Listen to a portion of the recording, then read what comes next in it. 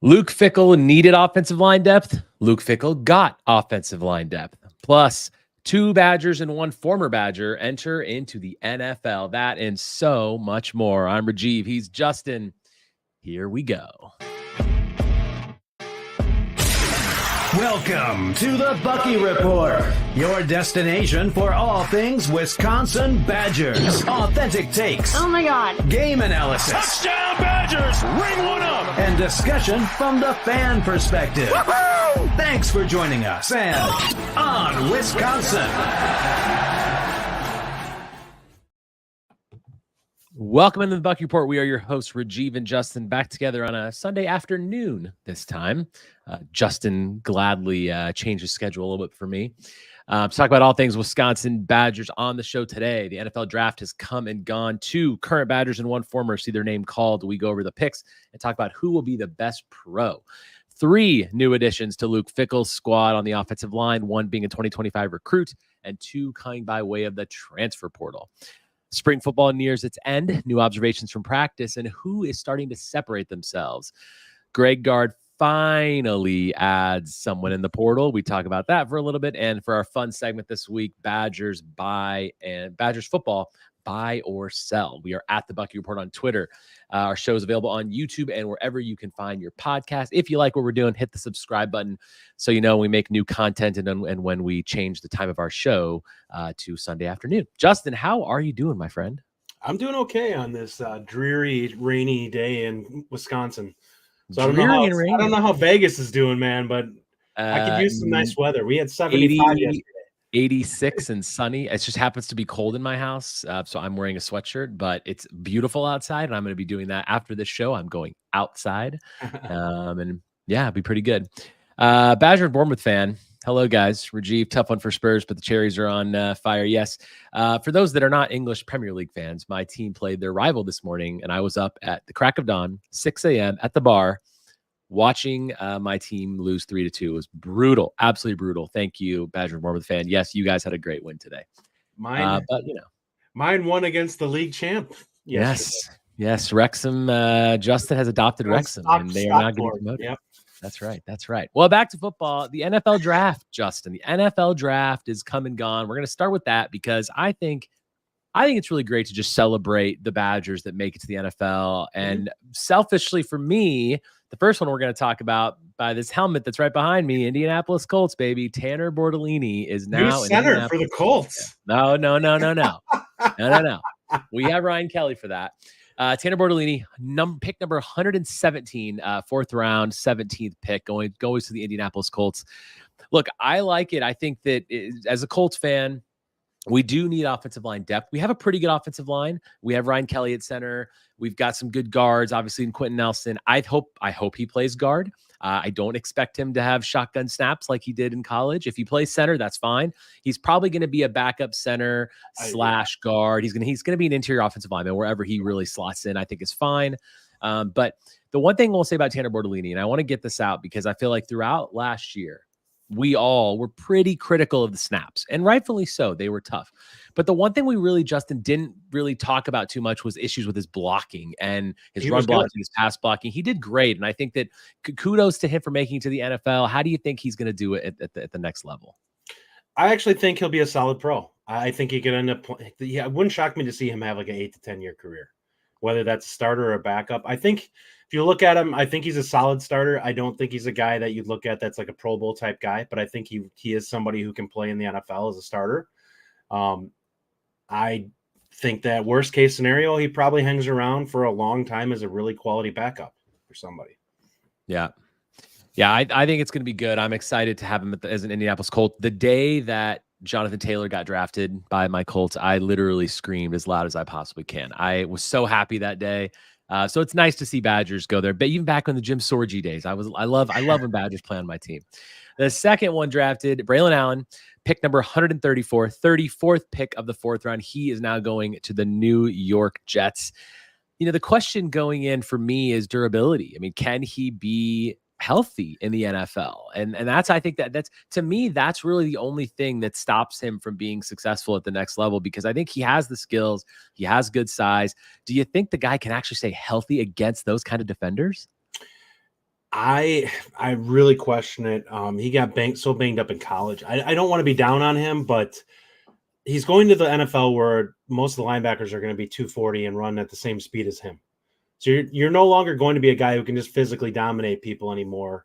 You're going to have guys that are the same weight and same strength that are coming downhill at you, hitting you. He doesn't have a super ton of burst. So he's a guy who's going to have to be kind of a grinder. Green Bay has our backup running back right now. He's very similar to the guy from Boston College that I don't know what the ceiling is with him in the NFL. He's going to have to stay healthy, and he's going to have to be a guy who shows more vision than what I think we saw necessarily at Wisconsin. I'm not saying, AJ Dillon, yes. I'm going to say that I think that there is a chance he can be a good back. I don't know. He's not going to be an elite guy. I just don't think he has that skill set. Anyone that saw the photo, somebody put Henry up there. Anyone who's seen the two of them standing next to each other sees just how freakishly big Henry actually is. He is an absolutely massive human being at that position. He looks like an edge defender that plays running back, like 260 pounds and just pure rip. So it's nuts. Zach Bartz says BA gets to run behind Joe Tippmann again in New York. That's good for them. Tyler Schubert says, it surprises me BA has the injury issues that he does, given how much of a physical specimen that he is. Yeah, listen, I feel like that's always surprised me. Mm-hmm. I feel like he's so big, and you'd think that he would just be more durable. But look, I think he can be a good pro if he's healthy. And if he is healthy, do you expect him? You said obviously not elite, but I feel like he's a guy that can go out there and be a key contributor for a team. Obviously, even if he's not necessarily the starting running back, he's going to be more fresh theoretically. And that I think he can be a solid back. Like, he can have kind of like a Corey Clement career potentially, maybe more. I'm not saying he can't have a bigger career than that, but I feel like he's going to be a role player. I mean, James White obviously had a bigger career just because of where he played, but I feel like he can have that kind of an impact where people are going to know his name. We're going to know he's a good running back. I don't think he's going to be a Jonathan Taylor. He's just not quite at that level. Doesn't have that level of burst or vision. Exactly, and he doesn't have that vision. But I mean, obviously, I think he's going to be good, and I think the Jets had a nice draft there. Now, a former Badger and one that is going to our good friend Ryan Herring's team is Isaac Guerendo out of Louisville. Yes, he left Wisconsin, so he leaves Wisconsin, where he barely was getting playing time. Then he goes to Louisville, and now he gets drafted above Braelon Allen. He gets at the 29th pick of the 4th round and the 129th pick overall, Isaac Guerendo, to the San Francisco 49ers. And if you listen to Locked On Badgers and you're in the Discord, you know how Ryan feels about Isaac Guerendo. So obviously he's pretty pumped about this. He's got so much speed. I feel like this guy might have the potential out of those three to be the best pro because he has physical traits that, frankly, Braelon Allen doesn't have. And a lot of backs. He ran a 4.33 40. I mean, he's got amazing RASP scores. Like, the guy he could be really good in the league, and he's going to a team, by the way, that is stacked, loaded all around, potential Super Bowl favorites. I mean, he has the role players around him. He's got a good offensive line. He doesn't have to be the guy. They're going to find packages for him. I feel like this is a really good pickup for the 49ers and a guy that's going to do well in the league. Yeah, the Niners have a tendency to pick up guys at the running back position that are probably undervalued and have high-end traits. Raheem Mostert was another one of those guys that they had for a little while, who's now playing amazing with the Dolphins. And pure speed. They will take chances on guys who they think can potentially develop a little bit and turn into something special. So I think he's got upside. He's another guy, much like I just said with Braelon Allen. He needs to show the vision. Like, you've got to prove that you can see it out there in the field, because windows close really quick in the NFL. Like, whatever you're used to in college, that's not going to be the ball game that you're running into in the NFL. But if he hits a seam, he can definitely still take it to the house at the NFL level. Zach Bartz says Guerendo to San Fran could be a sneaky good pairing. Badger Bournemouth says perfect running back for today's NFL. Brett Rule says Guerendo won't see the field. CMC is the guy. I disagree. I think Guerendo will see the field. Now, of course, he's not going to play above CMC. Of course. Why would he? Yeah. But they are going to find packages for him. Something that, by the way, he They're going to want to could keep him not be fresh, done at too. Wisconsin. And he should have been. Tyler Streamer says Kyle Shanahan will know how to use Guerendo. And I think that's the real point, right? I mean, I feel like at this point, and Joseph S. says, my fear is Guerendo will terrorize the Probably. Packers. Although at least their linebacker crew is finally athletic enough to cause some issues for speedbacks. Yeah, I think, Tyler, you said it right. Kyle Shanahan is a genius. Obviously, you know, Ryan will definitely agree with that. And he knows how to use players. And when good teams like this, when teams that are successful in the NFL, the 49ers are obviously one of the NFL's best teams. They know how to make good draft picks. This is a good draft pick for them. I think I'm actually kind of surprised he's in the 4th round. I felt like his value was going to be a little bit lower than that, but hey, his measurables are off the chart, so that's obviously where that comes from. You're taking him on potential.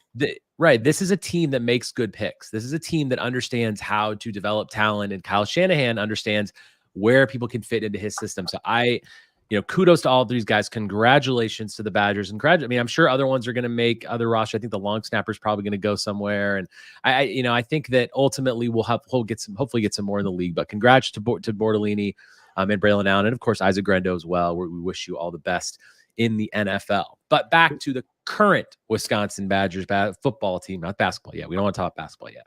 We got some new players, Justin.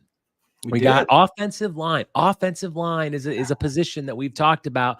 Hey, you got a nice starting lineup, right? You got Nelson, you got Bruner, you got Renfro, you got Huber, you got Malman. You got the guys up front in the line 1, but line 2, you're getting a little bit concerned. We talked about whether or not he would be able to actually fill offensive line depth in the portal. We got 2 in the portal. So we got Leyton Nelson and Joey Okla. Joey Okla's from Illinois. I think he's got 3 years of eligibility left, and Leyton Nelson transferred from Vanderbilt. How many years does Leyton Nelson have left? I don't know that. I think he might have 3 too. I thought he had a redshirt year, and then he had his freshman year. So I think he's got 3 left. Right. Joseph S. says, yes, I did know. Yes, I should have said that. Peter Bowden did actually sign for the Packers. Tanner Mordecai to San Francisco. Do they maybe have a quarterback battle? Oh, my gosh. Oh my goodness. Yes. No. So, and then, so Leyton Nelson from Vanderbilt, Joey Okla from Illinois, both good guys. Again, just solid depth at the O-line. What do you think about these guys?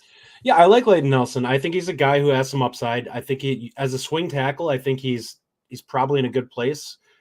He's ready to play. And the reason I say that is because he's been under the same line coach for the last couple of years that we currently have, which means that he's already had 2 years where he's sat and figured out exactly how they want to use him at that position. So I think he's in a good place to actually be out there. He gives you some flexibility with Haywood so that you don't have to rush him out there. Because let's be honest, I love Haywood. I think that it's great that he's showing all these shown so far in the spring. But the last thing I want from him is to be thrust into a game where Nelson or Malman goes down and he's got to be put out there as the guy to take over, and it's a big game, because nothing good is going to come of that, having him be rushed out there and have to play against potential elite talent. He's just not ready for it. It doesn't mean anything. Like, he's a true freshman. Tackles, that does not happen very often, that a tackle comes in as a true freshman and plays. Yeah. Yeah, and look, I hope he does get some reps. I think Haywood is obviously a guy that we like very much, and I think he'll be great. But you're right. We need depth there, and we just need some solid bodies that can play some different positions as well. I mean, it's nice to have Nelson and Okla. Okla is more of the interior guy. I just feel like it's good to have that depth, and we still don't know what's going on at center. We don't really know what's going on behind Renfro, obviously. And we obviously saw last year that Renfro wasn't healthy for most of the season. So, you got to have some options. And the bottom line is, if you think the same 5 guys are going to play all year, it's not going to happen. It's just not going to happen. And so we do need to understand that if we're going to compete in this new Big Ten against all these teams, and our schedule is absolutely brutal. I mean, just to remind everybody of what this looks like, it's not pretty. We've got Alabama, then a bye week, then at USC. We got to go. We host Penn State. We host Oregon. I mean, it's going to be a rough season. And you got to have depth if you're going to compete with this kind of schedule. So we talk a lot about Luke Fickell. We talk a lot about Greg Gard, but Luke Fickell identifies his needs and he goes and gets them. And, and now Greg Gard did a little of that. We'll get into that at point, but I'm happy with this. And then to add to that, Justin, we have a 2025 recruit as well. And we've talked about how offensive line needs to be heavy in that class, right? Because we've got to build out this room a little bit. Talk to me about Cam Clark. You did an eval on him. What are your thoughts? What do you like about him? What do you not like about him? I like his film a lot. I think there's a lot of raw tools with him. I think he's a guy who moves really well. I need to see him develop a little more laterally. He's a guy who has a tendency, once he gets his hands on people, he just finishes them off. I do want to see him get more hand punch because I need to see him redirect defensive linemen that are coming at him. And also he just needs to get better at sinking his hips and getting leverage because he gets really upright right now. So in pass blocking, that's something he's going to have to work on. Pad level in general. I mean, it's typical stuff that a lot of people have to. Ryan, I listened to him on Locked On, and he said that he thought left tackle. I actually think right tackle. I comped him to Havenstein. I think that's a really good comparison for him, who is a guy that is a good athlete, but not necessarily like super fluid like you'd want your left tackle to be. And I think that's kind of what I see with him. I think he's a good athlete. I don't know if he's necessarily a guy who's like that freakish, type of guy that really moves fluid on the left side. I would agree that he's not a freakish, but I do like his athleticism. I thought I saw some nice things on his film. I think he looked pretty more athletic than I think I thought he was going to be. I mean, you see a 3-star composite guy? He's more raw than some of the guys that we've had that are not that are 4 stars. I think he uses his hands.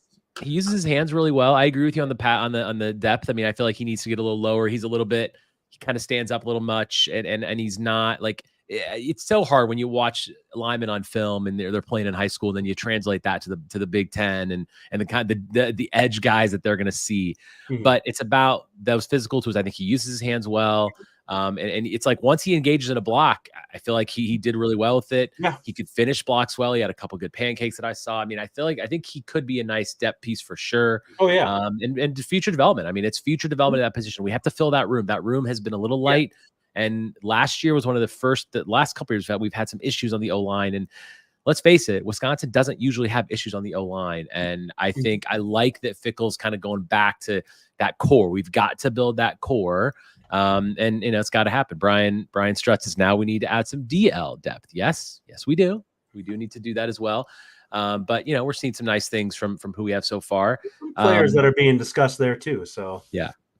Absolutely. But I'm happy, Justin, that he went out and did this. I mean, so the fact that in 1 week we've got 3 offensive linemen. Now, 2 obviously are immediate impacts. 1 is for the future, but I like that. I think that it's a need for us, and we've done that. And we were questioning whether or not he was going to be able to get guys in the portal, and he got a guy from Vanderbilt and a guy from Illinois. It wasn't like he went out to some super small school that has no playing time. And of course, these guys are raw. I get it, but we're not looking for starters, and that's okay. I think this is a really, really nice pickup. And I think, again, I believe in what Luke is doing and everything that's going on. And I appreciate this kind of effort and focus in the transfer portal, right? I mean, that's what we need. Yeah. I think right now, the biggest thing for me, I think you want 8 guys. Ideally I think right now we're probably at 7 or 8. You have, obviously Nelson's going to be your swing tackle probably now. Mm-hmm. Okla's probably a guy that you could play at the guard spots. And then you have not Bruner, who's the other? Benchwell. That's probably Benchwell pushing in there somewhere. That gives you another guy in the interior. So I think you're actually in pretty good place. I think all those guys are capable of playing this coming year. And that I think helps you and gives you some of the young guys. And there are going to be some of these young guys that come in. It wouldn't shock me if Mendel or somebody like that on the interior is capable of playing as a freshman. It's a little bit easier there. Like tackles, I just don't want to see a guy in space. You don't want to see a true freshman in space against an elite pass rusher because that is so much to ask from a guy. We saw how Nelson looked last year as a guy who's been in the conference for a couple of years. And that was too much to ask for him. So having somebody brand new to it, like Haywood out there, is just that's a night and day compared to what high school was. Yeah, I think Durand will be in the mix as well. I think that I think we'll see how he develops. I'm a little curious because he's only like 290 right now, which you'd like to see him about 310. Is that his updated weight? That's where he was in right spring. Now? Yeah. Maybe he can put 10 on by the time they get to fall. That's possible. Yeah, but he needs to add some weight. Yeah, speaking of added weight, that's one thing we didn't really mention. I forgot to mention Cam Clark's measurable 6'7", 275 right now. That's a heck of a frame that he can get that up to. I mean, he can get that up to 290. You said? Yeah. Yeah. So, I mean, he's a guy that can definitely play at 315 plus. I mean, that he's that 6'7" frame is so nice to see, especially at tackle. And yeah, it'll be really good. I mean, Joseph S. Great question here. Does Justin have any college eligibility left to walk on as a Do you want to watch me get abused for snap after snap? Now listen, Justin, I would look like the Owen Strebig clip that's going out there right now, where he's getting abused at that camp. That's how I would look playing on the defensive side. Justin in the weight room can compete a little bit. I mean, he's a pretty big weightlifter, so we'll see how that goes. Will Hanna says another transfer would be nice, but now this is doable. Yeah, Will, I think you're right. I feel like this was a stress point for us, frankly, for the last couple months. We were talking a lot about it. I think at this point, if you're telling me that this is the line that we go in with, I think we're good. And I think you would agree with that, right, Justin? You're good going into the fall with this group right now. Yep. Yeah, I think you have enough bodies that have some level of experience that you're probably okay. And like people will talk all the time about, well, I wish they had some snaps of actual in-game. I agree with that, but I still feel better about a guy that's got a year or two in a college program having some time over somebody who is coming in as a true freshman and never touched the field, going out on a field and having to play against guys who are, redshirt juniors. They're going to get beat up. The guys who are redshirt sophomore that have a couple years at the college or redshirt freshmen who have 2 years of college football in probably are going to be able to handle a little bit better because they're used to it. So they're going to be able to just physically stack up a little bit better. I threw this comment up there from Nick. Is it Flav? Flav. Okay. I don't know. Nick. We like Nick. Nick's been on the show before. Great. Yes. Thanks for commenting, Nick. Javier Suggs is a pretty intriguing guy. Him and CJ West are the two that we're probably looking at right now. I don't know what's going on with CJ West. Suggs sounds like a guy we're in the thick of things for sure. He obviously has some connection to Mitchell, which is huge for us because he looks good on film. I don't know what to make of him because he is obviously playing Division II. He looks like he has good quickness. He's at the weight you'd like to see a player at, where he's around 295, 300, 6'3". Mm-hmm. So he's not a guy that's going to need to add a lot of weight. I wish that we could have had him for the spring to get him into our level of a strength and conditioning program. But if he gets in July and they get him busting his butt, hopefully he can put on some good muscle weight heading into the fall. But I think that he's a guy that I feel good about our chances with. So even if you had just him, it's at least some depth over somebody who probably wasn't going to be playing. Yeah. Stephen Keel asks, do you think they match up with the speed rushers PSU and OSU got? What are your thoughts? For our offensive line, our starting group, I think, will be fine. I honestly think the offensive line is going to look much improved this year. And I think that it's because you have a stronger coach at the position. And I actually think that they are gelling a little bit more together. And I think Renfro honestly has a chance to be an all-conference type center. Like, I would not shock me if he's our top-rated or top-drafted guy this next year. I think that he has an opportunity, if he has a really good season, can get himself in the top 3 round talk, because I think that he's that gifted if he stays healthy. Yeah, I would agree with that. If he stays healthy, that's obviously a big factor there, because yikes, for sure. Any other thoughts or news on recruits? Anything you want to talk about recruiting wise you want to touch on? I mean, we're going to be hitting into, official visit season here. It's quiet right now. I feel like there's going to be a lot of guys that suddenly commit early June. We have a chance to, I think I look at a lot of the targets that we're looking at right now. I think we have a really good chance for quite a few of them to be people that we end up taking down in that first week. I think I wouldn't be shocked if we get 3 or 4 commits out of the first weekend. And that's because I think that there's a lot of guys that we're in a really good spot for that are coming into that weekend. And that's our big weekend. Those are our plan A guys. So I think there's a good chance we could hit on a couple corners. There's a wide receiver I know that's coming on that day that I think that we're in a really good place for, that we can hopefully lock down. And if we can do that, I think we come out of that weekend being happy, and I think that the class is going to be in a really good spot. Offensive line, obviously getting Clark gives us a lot of flexibility there. I think we probably need another guy or two that we need to get added in. And I don't know who that's going to be right now. I know there's some interior guys that they're targeting, but we'll see where that goes. This this staff is hard to get a feel for what's going on with the recruiting. And I say that meaning we will think we have a grasp of what their board is, and then all of a sudden people show up and they commit and they get taken, and it's like, I don't know who's where on their board. Like, is everybody at kind of at the same spot, or are we just not as clued in as we think we are a lot of the times based off of what the writers are able to get from the staff and stuff like that? The 2025 class is looking pretty good right now. I mean, it's currently ranked 18th in the nation on at least by 247. Good mix of players, but yeah, I think the additions will be key, and we'll see how high this class can get there. But I'm going to be honest with it. I would not be shocked if this class ends up significantly lower in terms of overall rating. But I think that there's very few people I look at on the current commits and what we're likely going to be potentially getting that I look at and say that this person was a reach. I think that they're going to be better than what their rankings are for a lot of these guys. I think there's a lot of pieces that can end up coming together. And I think we're already seeing that with the 24 class, the staff killed it. Like we're hearing so many of these guys' names be talked about in their first spring practice.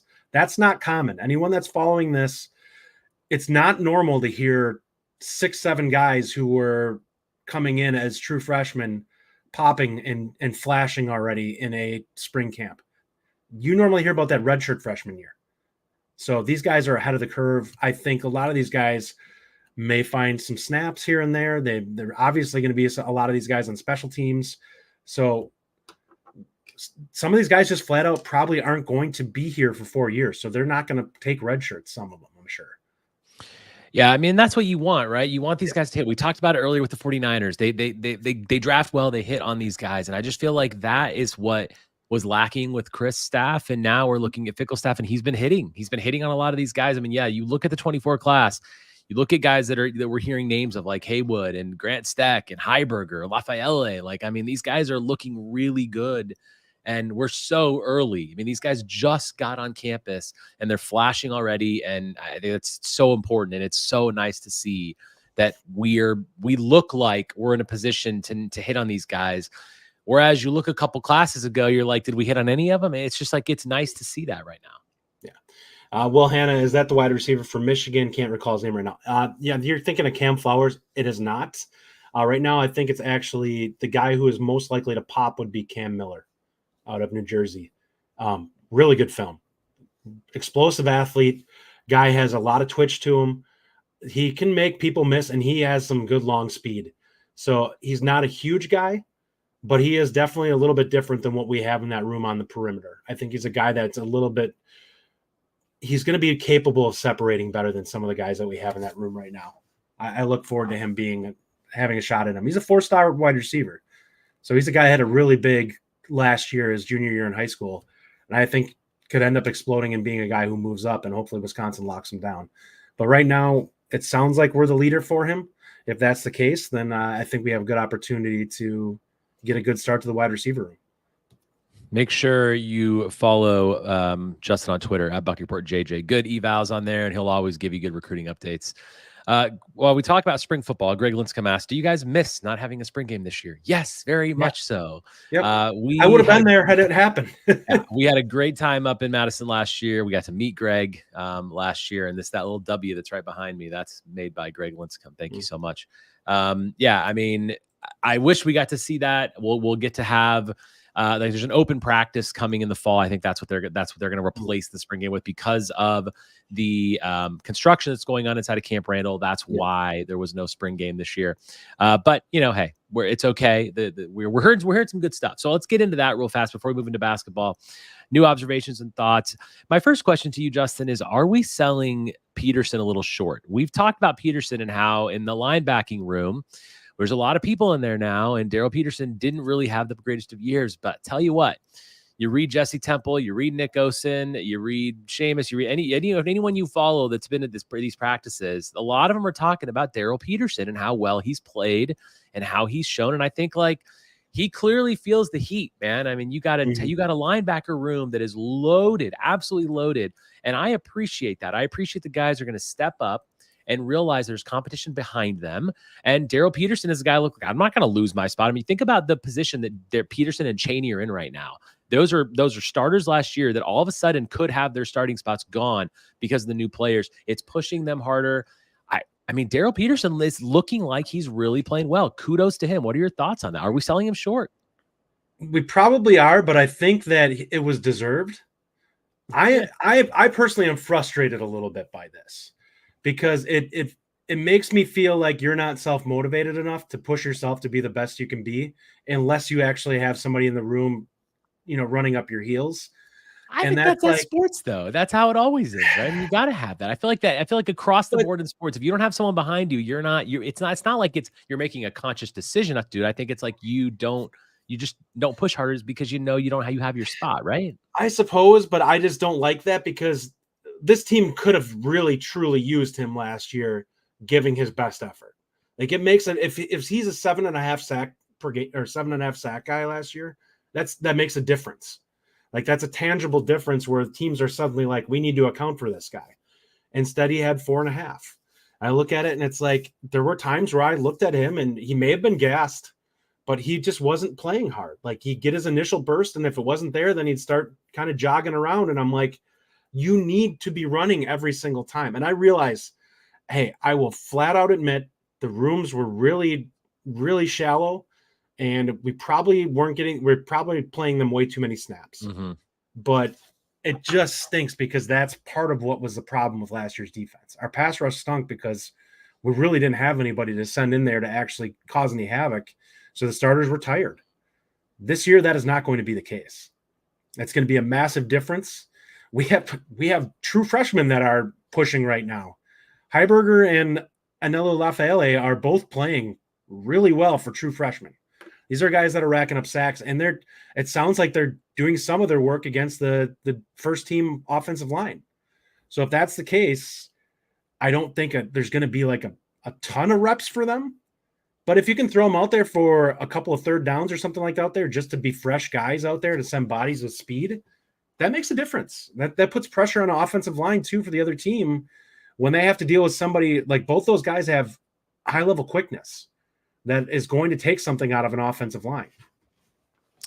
Tyler Schreiber says, I agree with Justin. Plenty of guys are self-motivated. Rodgers, Brady, etc. both talked about being self-motivated and turned out to be some of the best ever to ever play. Yes, I agree with you. However, Daryl Peterson is not one of these guys. I think in general, you're always going to see, you can look at across sports, especially professional sports, college sports, anything big time major, you're always going to see an improvement when you got guys pushing you. I think that's just, to me, it's a staple of sports. When you don't have the room to back it up, you're going to see people kind of more focused, take it down a notch. Exactly. Because they know their spots. They're trying to save it up. I'm not saying it's right or wrong. I just feel like, you're going to have guys that are self-motivated, that are great. Those are the guys that are great players. Those are the guys that make it to the league, right? You have to be that. And I understand that. But in general, across the board, across our team, you're not going to have that.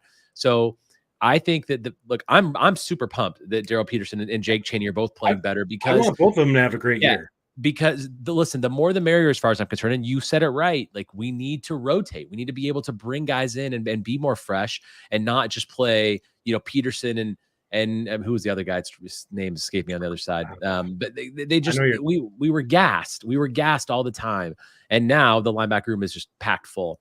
The other note that I had, Nick Osen, of course, the real Nick Osen on Twitter. Great follow. Read his stuff on Badger 247. He's been on the show. He'll be on again after spring. He and Jesse Temple have both talked about recently how TVD's running and throwing on the run. I'm happy to hear that. Zach Bartz chimes in and says, sounds like TVD had himself a day on Saturday and maybe separating himself as the leader in the QB battle. Overall, sounds like the team as a whole had a good day. Nice to see that Van Dyke is throwing the ball better on the run. He's using his feet a little more. Longo wants him to be able to do that. No, he's not as fast as Mordecai, and he's not going to run like Mordecai, and I'm not saying he will, but I like the versatility. And as no surprise, he's separating himself a little bit. He's the guy. I think, it's nice to see what we're seeing out of VD. He has more talent. Yeah. It's to be expected. Listen, people need to get it through their heads when it comes to Van Dyke. This is a guy that has NFL physical tools. It's mental for him. If he can make good decisions with the football and not throw the ball into bad places, he is capable of putting together as good as like a Wilson type season. Like we saw that with his redshirt freshman year at Miami, that he can absolutely torch teams when he's locked in. It's with him, it's going to flat out be, can Longo get his head on straight so that he makes good decisions in the passing game? I think there's going to be enough tools there for him to have a really successful season. And I threw it into our Twitter, our message, our private group, you, me, and Ryan. I said, what is this team if we get freshman Van Dyke where he's like 30-7 or something like that this year? Now, I'm not saying that he's going to be that. I want to be clear on that would be like an incredible season. But what if he ends up being that guy?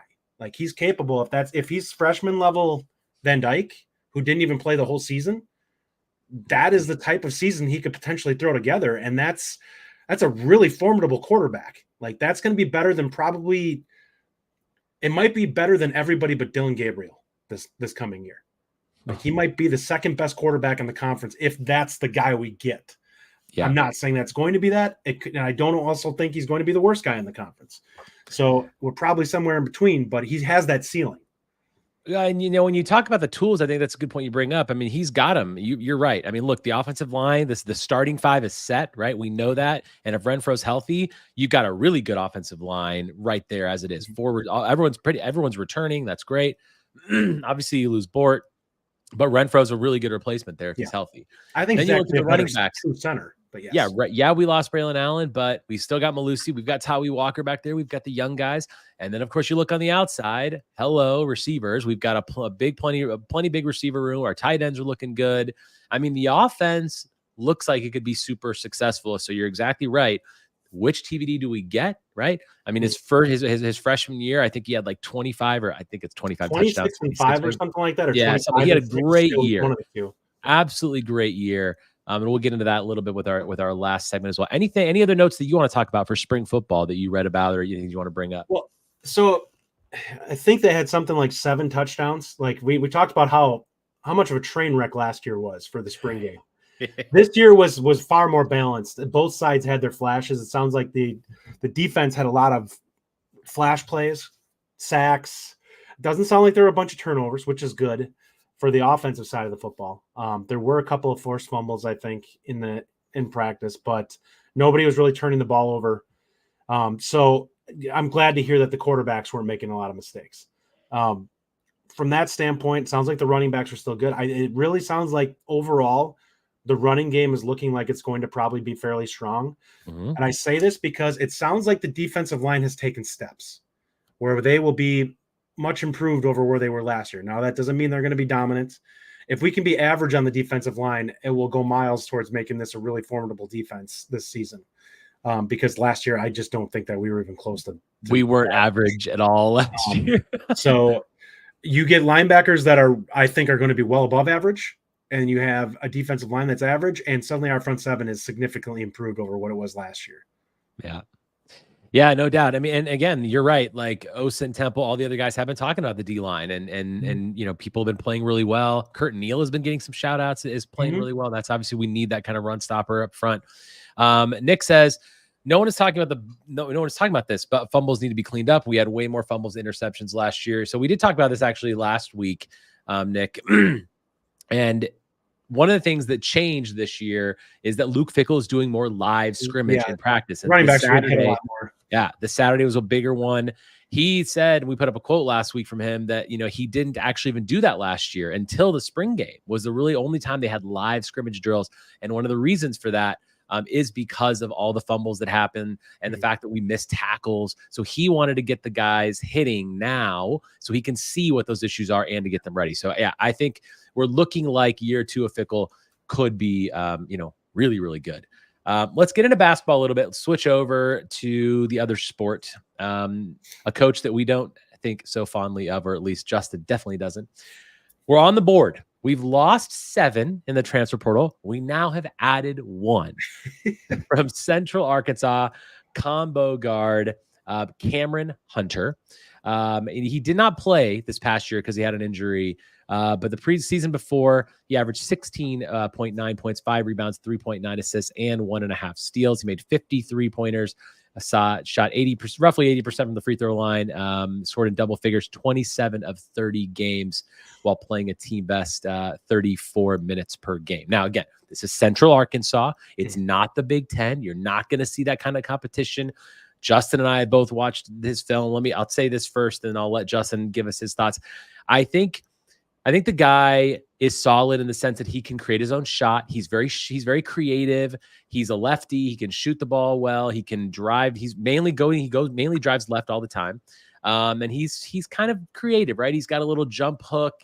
He's got the ability to create his own shot. My concern is that when you do that against Big Ten defenses, I feel like he's going to be a little loose with the ball. He dribbles a little high.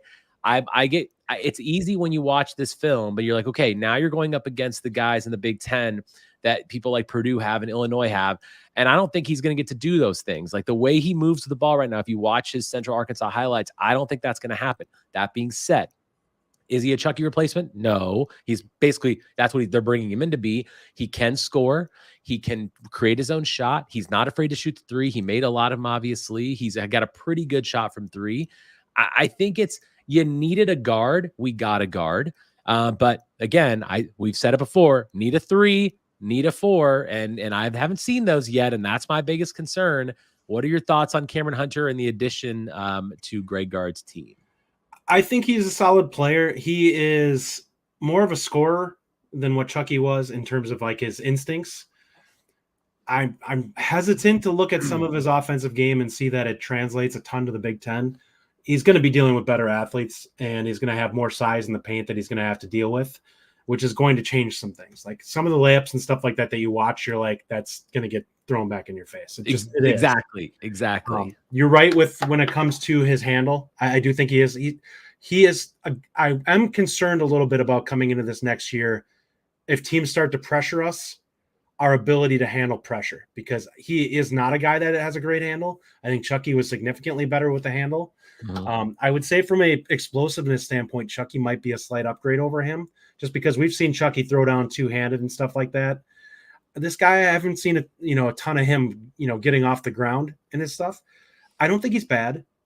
I don't think that if people think that he's going to come in and set the Big Ten on fire, I think that you're going to be disappointed.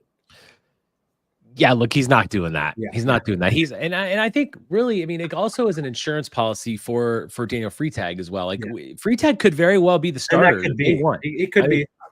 He could absolutely be the starter, and then you have a combo guard that can play the 1 or the 2 that you bring in when you need to if there's an injury, and maybe he's not a huge contributor, but obviously when you lose a guy like Chucky and that kind of production, the one thing that you can say is Greg Gard is replacing some points here. Like we're obviously we've lost a ton of points, so we need a guy that can score. And I think if you take Freitag and now Hunter as a replacement for Chucky, okay, I can live with that. I feel like that does that. We've got the guard. Now, again, can you please look at some forwards? Now, there was a question from Stephen Keel. Is Wisconsin looking at any of the Duke transfer portal guys? Yes, Jaden Schutt is set for a visit. He's the guard out of Duke. But I want forwards. You got to have some forwards. We need some beef up front. Justin, I'm a little worried. Is it Shoot or is it Shut? I don't know. I think it's Shut. I don't know. I don't know the process. We are really bad about this kind of stuff. We're really bad about pronunciation. What I will say about him is that I'm a little hesitant because people get really hung up on what he did in high school, and he didn't really do much anything at Duke. And so I kind of look at it. I'm like, I don't know what we're getting with him. Was the high school eval correct? And that's kind of what it comes down to with it, because obviously there's probably some people that could do more at Duke or Carolina or whatever than what they're doing. But it's really hard for me to say when they're not really seeing the court. Like what is the hang up there? And that's what I kind of am curious to see. I don't want to pencil somebody like him in and say, well, he's going to get us 11, 12 points per game, because we don't know what he is. He could be a 6-point per game guy for all we know. Yeah, absolutely. A couple of comments here. Tyler Strieber, totally agree. Point guard depth was our third need. We have Freitag, Klesmit, Blackwell, and McGee. Needed to prioritize a wing and or power forward before point guard. Yes, we absolutely did. Now, I hope that that's still coming. But Tyler, I agree. I said that the number one priorities were a 3 and a 4. I think you can't do anything without a 3 and a 4, and you can't go into next year without it. Brett Rule asks, is Hunter more of a CGN replacement? I don't think so. I think he really is meant to be more of a Chucky guy. He can be the one. He's a combo guard. He can play the one. Playing for some sure. points for sure. Yeah, he will be playing some point. But I mean, obviously, you do have free tag and you do have McGee. We don't really know how free tag's going to fold in right away, but I think we all expect him to play quite a bit. But yeah, I mean, I think that we'll see. Will Hannah says not as polished as Chucky. I think that's a good way to say it. Will, I mean, I'm sure Justin and I agree based on the stuff that we watched. Yeah, he's not as polished. The other thing we have to ask is the defensively. I mean, he has 1.5 steals. I think he's fine. He can look like he can stay in front of guys, but I don't know. That's always the big question. And whatever happens with our 3 and 4, those guys have got to be better defenders. We cannot have another year like last year. And he sat out a year. What are we getting coming back here? Is it whatever injury he had? Is that something that is potentially affecting him still? Is he going to come in rusty? These are things we'll figure out as time goes on. I mean, it's hard when you don't really know how he's going to be affected by whatever injury it was. It had to be somewhat severe given the fact that he was out an entire season. But hopefully, whatever it is, he's back to full strength and at least where he was prior to the injury. Right. And we'll see. Matt Cross, I believe, is still in the mix, right, as a potential addition. We'll see how that goes. But, yeah, I mean, stuff needs to happen here. Stuff needs to happen. All right, let's go back to football a little bit to end the show here. We're going to do a little fun segment, Badgers football, buy or sell. So put your answers into the chat. We'll kind of pop them up like we did last week. As far as, last week we did an over and under. This year we're going to do buy and sell. So Justin, I'm going to read you. I got 7. I added one. Okay. I added one that's that you haven't heard yet. So we'll see how that goes. All right. So number 1, again, put your answers in the chat. We'll pop them up as well. This will be a little fun. We'll both give our buy and sell. Buy or sell, number 1. Tretch will be the most impactful player of the 2023 class. And reminding you, that class included Allegro, Snowden, Howard, Ashcraft, JNC, Moore. Will he be he's the most impactful player of the 2023 class? Buy or sell? I'm actually going to probably buy that right now, I think. And the reason I say that is because I think there's a chance that he's an all-conference wide receiver by the time he leaves. It would not shock me once Pauling's gone if he goes out there and has a 70-catch season where he has 1,000 yards and like 6 or 7 touchdowns. He's that elusive. Like his ceiling is off the charts. I actually think that he is an NFL-type guy. That might be the bigger question is if he ends up setting the world afire as a redshirt freshman, do we get more than one more season out of him? Does he leave as a redshirt sophomore? If he gets 40 catches this year, like I predicted him for, Pauling leaves after this season. If he has a good year, do we think that he goes out for 65, 70 catches and then just goes? Because I think there's a chance, there's an argument to be had for that, unless the tools just aren't, or he's not getting good NFL projections. Maybe. I mean, I think it's tougher for the slot guys to get that. It is, unless you're leading. We got a lot of buys in the chat. Tyler says this year or by the end of his career. I meant by the end of his career. That's kind of what I was thinking with the buy sell.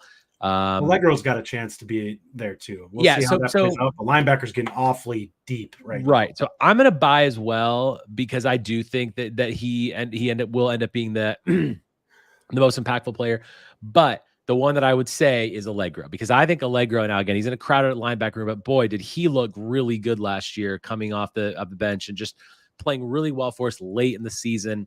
Clearly has speed, clearly can tackle well, runs downhill. I really like Christian Allegro, but yeah, it looks like that Tretch is going to be the guy in this class. Now, who knows, right? We'll have to see what it says. We only got one sell. Steve Smolik said sell on that. Okay, number 2, buy or sell. This will be fun. Luke Fickell wins a Big Ten championship in the next 3 years.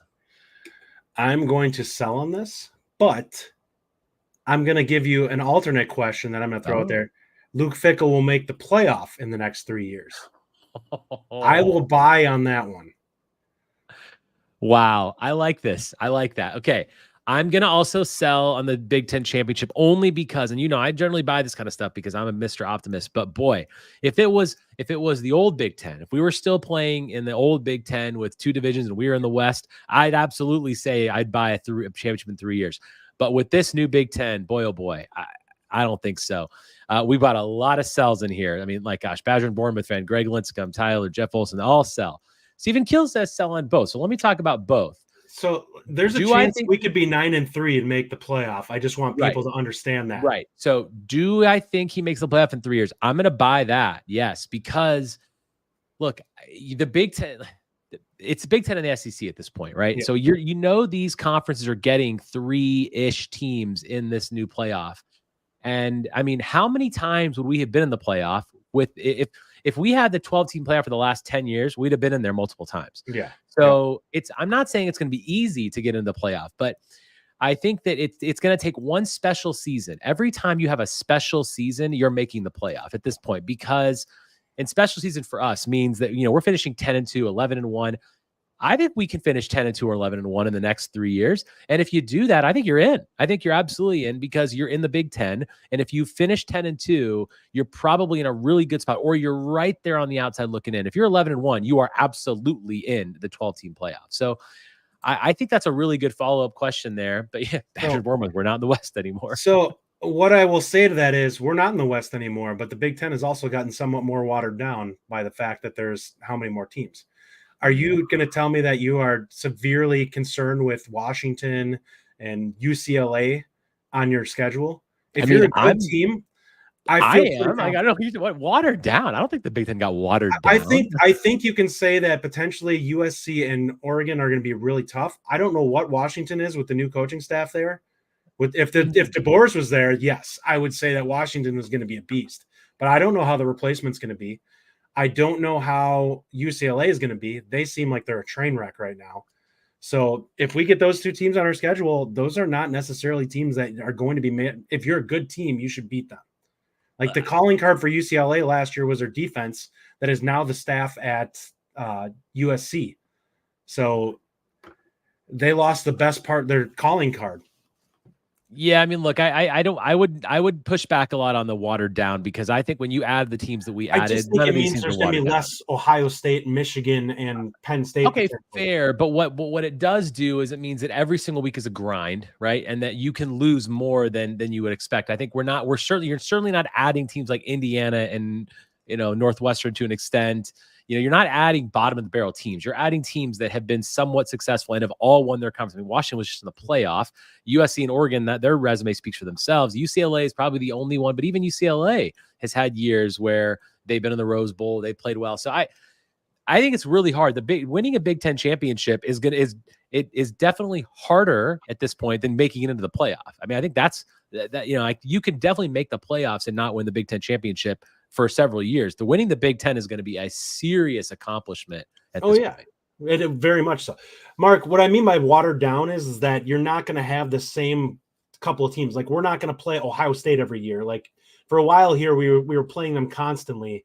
We're going to have years where we get a break where it's going to be more of a coin flip game as opposed to playing Ohio State, which I think is like a 75-25 kind of game where we have, if it's even that. Like, if Ohio State has a really good quarterback, we're not winning that game. If we have a game against any of the teams that were joined and they don't have an elite quarterback, the games are a lot closer than what you'd look at. Penn State is a game that if they don't have a great quarterback, we have a really good chance of winning if we're a good team. We've lost to Penn State the last couple of times. We haven't been a good team. Mm-hmm. We've been bad. Like, they've played us the couple of years that they've played us. We've been like, 8-5 was like our most of our season, or 7-6. So it's like these aren't playing a quality Wisconsin team. Yeah. We don't know what Wisconsin is if Fickell gets things back to where we were prior with a more explosive offense. I mean, there's going to be games where we could be new heights, man. New heights. Well, that's what I'm saying. Like, this program is still so high. We can't sit here and talk about how good we think we hit on the recruiting and stuff like that, and then act like we're going to be the same team. And that's why I look at it. It's like we can't look. That's why I say we can't look at Washington based off of what they were last year. That's a team that lost. They had 7 guys drafted in the first few rounds or whatever, or so, it was something crazy. Yeah, they lost a lot of talent. We don't know how they backfilled on that. I'm guessing it was DeBoers is a really good coach, but I don't know how many guys left through the portal to come follow him. Yeah, so it's like whatever's going on there. I don't know what their roster condition is in. I don't know what UCLA is right now. Oregon, we know, is going to be a power. I put them as the front runner for the conference. And Ohio State's probably fairly close, and USC. We'll see if they can get a defense together. Until they can get a defense, that game is fair play, I think, against anyone in the Big Ten right now. That is a quality Big Ten team. Just because if you have a good defense and they can't stop you, does it really matter? I mean, they were terrible this last year. They had the same record as us. The one thing that I'll say is that we're all very, very much looking forward to football season. Number 3, Hunter Wohler is a top 3 all-time safety at Wisconsin. Are you buying or selling that, Justin? People undervalue some of the prior guys that came. It will be interesting to see on this. I think obviously Leonard is probably your number 1. Mm-hmm. We've had some other guys. Doring. We had Nelson. Yeah. There's been quite a few guys that kind of came prior to this that were really, really good safeties. I'll tell you what, I'm buying this. Look, I'm going to actually sell on it. I think there's been people who have been more productive than him. I'm buying it just because of like his impact for us. He basically is the only reason we were even decent. Like he's so good and he's just so powerful and everything he does is amazing. Now, also when we say all time, for me, that goes back to 1999 because that's for me, that's my Badger fandom. So I can't speak to anything that happened before that. But since my time, yeah, Leonard to me obviously is number 1. I mean, yeah, we've had really good guys in there, but I really think that I'm buying that and I'm saying he's top 3 for us because Hunter Wohler is such a machine, man. I think he's undervalued right now. I feel like people still don't give him the national credit that he deserves. He's a machine, and without him, I don't know where our defense is. Number 4, Tackett Curtis will be all conference this year or next. Buy or sell? I think next year he's got a really good chance at it. I don't see it this year. I think we're too deep. But next year, some of these guys are going to start moving out. So I will buy on that because Jaheim Thomas is obviously going to be gone after this year, which is going to open things up. And I think this year, Chaney, if I had to take a guess what I think is going to happen in the linebacker room, I think Chaney and Tackett are going to be probably swapping with each other. So the split snaps. And I think Thomas is going to be your guy that stays out there. What that ends up being overall, I think they all stay fresh. I just think that Jaheim has more upside in terms of his ability to make explosive plays on defense, which is something that they're going to want him on the field all the time. And also, I think the staff is a type of staff that if somebody they think has a chance to be a really quality NFL draft pick, they're going to do their best to showcase them and make them and give them that opportunity. And Thomas is definitely one of those guys. Yeah, I think I'm going to sell on this, but it was close for me. I think this was a good discussion because I feel like Tackett Curtis is going to be great. He's going to be really great. At least I think so. But all conference in that loaded of a room, and frankly, when you have teams like Oregon, Ohio State, Michigan, I mean, that's going to be really tough to get all conference. But I think it shows the bigger point here is that Tackett Curtis is going to be a guy, and I'm excited to see where he goes. All right, this is the one I haven't shown you yet. Thomas Heiberger sees the field consistently this year in the crowded linebacker room. Are you buying or selling that he's going to see the field consistently this year? If we're talking special teams, I'll buy. If we're talking in the actual, like on defense, I'm going to sell. Good question. I'm talking defense. Yeah, I'm selling on that. I think he'll get a smattering of snaps. I wouldn't be surprised if he gets 40 or 50 by the time cumulative by the end of the year, but I don't see him getting more than like 5 or 10 a game maximum. Probably closer to 5. I'm going to sell, but I'm going to also say this is a close one for me only because I really like what I'm hearing about Thomas Heiberger and everything that he's been doing. Because I think someone's going to show out. There's going to be a freshman that's going to play. I think Anelu has actually got a better chance, but I don't think either one of them is going to play. Anelu, yeah, right. I mean, Lafayette probably does, but I'm just happy with what I'm seeing out of Heiberger, and I think also look, injuries play a big part. They're both flashing a lot, right? Yeah. Injuries play a big part into this. If we've got some guys that are injured, you can definitely see some young guys getting out there and playing. All right. Number 6, Justin, a Badger running back will lead the Big Ten in rushing this year. Buy or sell? I'm going to sell on this, but I think it's going to be closer than people think. And that's going to be because I actually think the more we hear about Walker, the more he seems like he's having a really good spring. I don't know if there's anyone that's going to go for the only guy that I think that I could see going for 1,500 yards is probably going to be the guy at Minnesota because they'll run him into the ground because PJ Fleck doesn't care. And that's why that guy's going to run unless he gets injured again like he did last year. So I think there's a chance Walker could have a really promising season if the offensive line is good. I don't know. I'm just not as sold on Ches being a guy who's going to have a ton of carries. I think he might get 700 yards, 800 yards, which I think is a good season from him. So we really haven't seen him be in that area in a while. But I think Walker will end up being more productive out of the two of them. It sounds like he's had a really good camp too. Yeah, he does. I'm going to put Greg's comment up here because it's exactly why I'm going to sell. He says too much sharing snaps. That to me is exactly why it doesn't happen. I like Ches more than you do. And I think Ches is, if he's healthy, could potentially be this guy. I don't think anyone leads the Big Ten in rushing. But yeah, it could be an 11 or 1,200 yard year for a back. And look, let's say Ches gets hurt early, then Walker could do it, maybe. Vice versa. I mean, I think Ches could actually do it, but I like him a lot more than you do. But that being said, I'm going to sell on that because yeah, it's tough. All right, number 7, last one.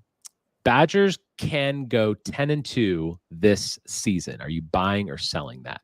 That doesn't mean it's going to happen. I'm saying Badgers can go 10-2 this season. I think that's their ceiling, but yeah, I think it's possible. They're gonna probably lose to Oregon, and they'll lose another game for sure, which will probably be Bama.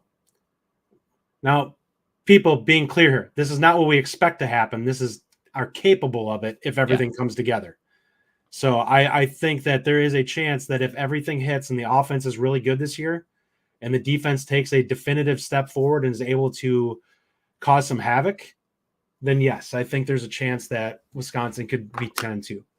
Is it likely? No, it's not likely. But the ceiling of the talent level that's on this team is capable of doing it if they play clean. Yeah, for me, and for those watching on YouTube, I popped the schedule up again so you guys can see it.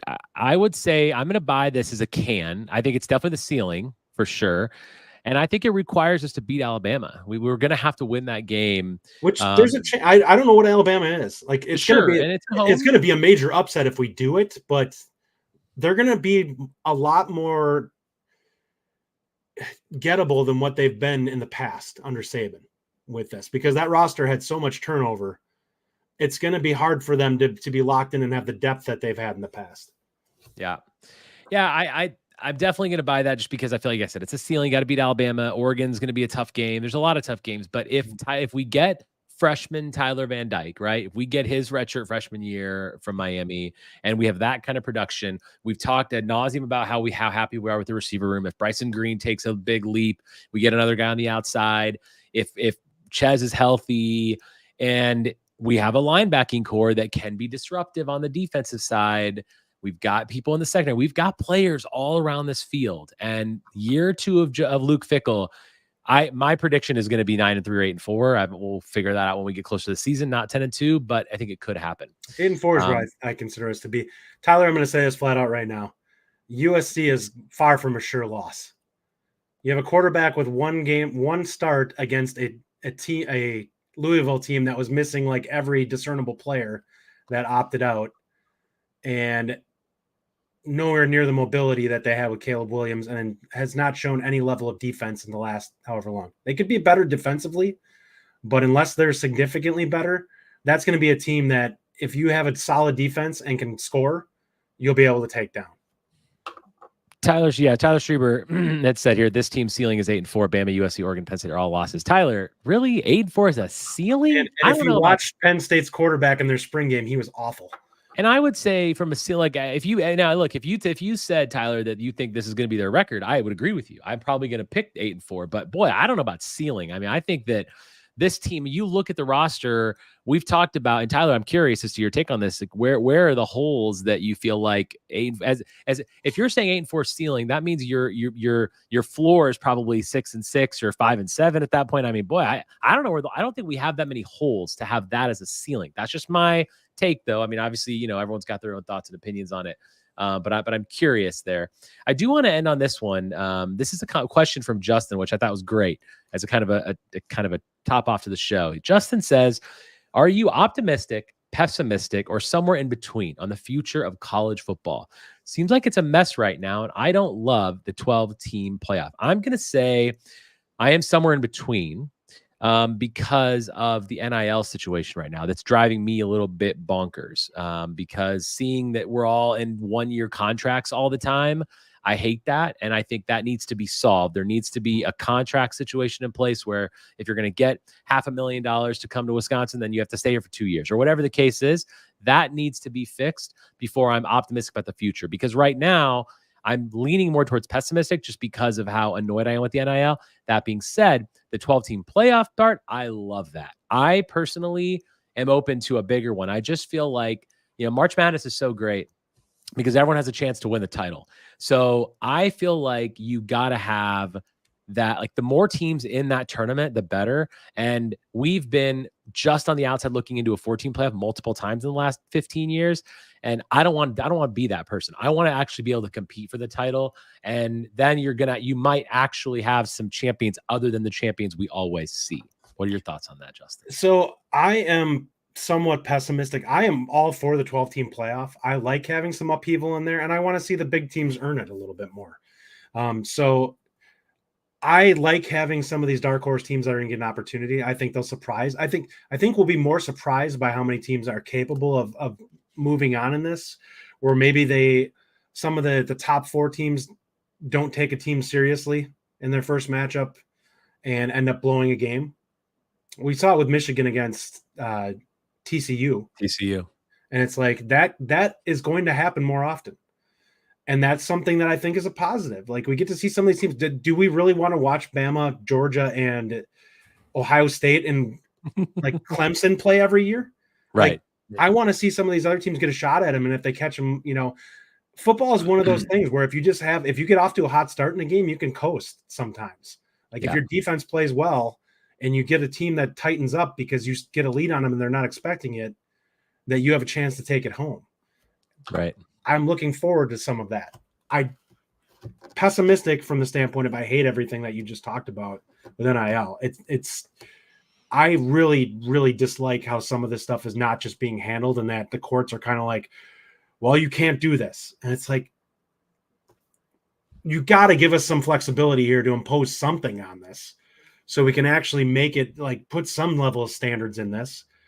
Because I feel like trying to put a collective bargaining agreement in place or something like that for college is going to be really complicated. Yeah. Yeah. You put up a comment here from Tyler Schreiber. He responded and says, but the last couple of years, guys, do you have faith in beating Iowa with certainty? I don't. So fine day, we beat USC, but we can't say any more of the games we were supposed to win are a given. I feel far more likely of us having gotten significantly better this year than I do Iowa. And that's what my takeaway is. I think offensively, we're going to be night and day compared to where we were last year. Yeah, I think Longo's second year is something that matters, right? I mean, he's going to be a lot different. Tyler goes on to say, and thank you for responding to this stuff, Tyler. Your question was good. Yeah, I also say 8-4 is our ceiling because I refuse to get excited with another transfer quarterback. We got overhyped on Mordecai. So for my own sanity, I'm trying to remain realistic. That's fair. I understand that. I mean, last year, Van Dyke didn't throw 3 picks in the spring game. Right. So there's that. Spring game was there. Yeah, you're right. That's fair. And I think that's, I mean, look, I think we can all say that there's a lot of excitement building, but that's a fair point. I think Greg Linscomb had a comment up there earlier too about, getting excited about Mordecai last year and being tampered with our expectations for TBD, but it's year 2 of Longo. And I think that does mean something, right? I mean, we've got a lot more pieces. Badger and Bournemouth fan, I'm just going to disagree with this. It's still going to be those teams in the end, Justin. I don't think it is. I think when it comes to how dominant teams are going into the playoffs, it has a lot to do with head coaches. I don't know that De Boer is going to be Nick Saban. He's not. He's a guy who could be good, but that doesn't mean that Alabama is going to be in it every year like they were with Saban. I think Georgia, I would say right now, is the team that you can look at that and say. I think that Ohio State is looking more weaker than what we expected them to be initially when we saw Day. Once they've kind of moved away from the initial Urban Meyer guys, it seems like they've kind of taken a little bit of a step back last year. And if they don't hit on quarterbacks, they're a team that is a lot more vulnerable than they've been in the past. They need to have elite quarterback play for them to be a playoff team. I don't know if they're going to get that every year. It's a fascinating discussion. It really is. And the future is still bright for us, at least. Mm-hmm. Whether it is for college football, we will see. Any final thoughts before we close the show, Justin? We got 2 more practices left for spring. Hopefully Van Dyke continues to stack on those and continues to separate, then has a really good summer and gets us rolling. And hopefully we can lock down coming into this, the official visit season here. Wisconsin can get most of its class put to bed by the end of June. That's the case. I'll look forward to it. They can concentrate more on just getting the team ready to play for the season, which would be great for us. And that's it on Wisconsin. Yeah, a couple more spring practices. So next week, in the coming weeks, we're definitely going to do another depth chart review. Now that spring is going to be over, and we're going to take what we had before, do it again. We'll definitely have Nick Osen back on the show to talk about some other stuff as well and break down the spring as a whole. But indeed, we will check you all again next week. Thanks for listening, and as always, on Wisconsin. Thank you for listening. If you enjoy the show, subscribe to our YouTube channel at The Bucky Report or The Bucky Report Podcast from wherever you get your content. Until next time, on Wisconsin.